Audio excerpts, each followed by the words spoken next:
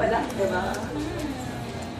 May we call on our incumbent Executive Vice President Len Patrick Dominic Garces to pose a question for our candidate for EVP.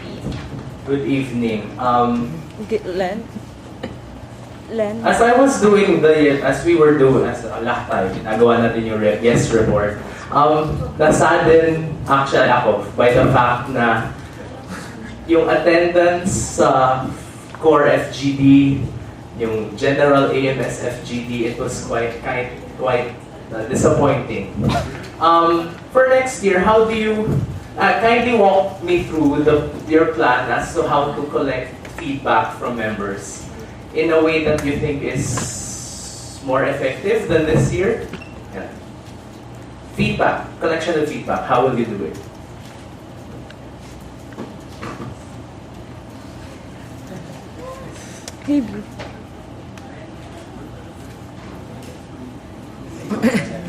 Sorry. Thinking time. So, joke lang yung wala ako dito. Anyway, first, yung ginagawa ko ever since sophomore. Pero, ginagawa ko since sophomore ko, like, lumalapit talaga ako sa mga tao. Ko-continue ko yun this year kasi iba talaga, like what everyone has been saying yung throughout the meeting na advance, iba talaga yung feel kapag one-on-one. Tapos, pero meron pa rin FGD, yung evals. Tapos yung gagawin naman doon, mahirap siya gawin, pero like, more aggressive promos and mas magandang incentive. Pero hindi ko pa alam kung ano yung incentive na yun, pero meron. And sa yung core FGDs naman, nasa platform ko siya.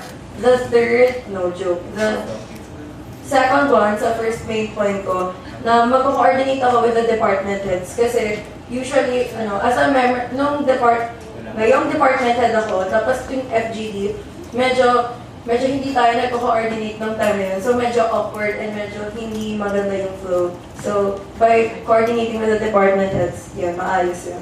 Yun lang. Thank you.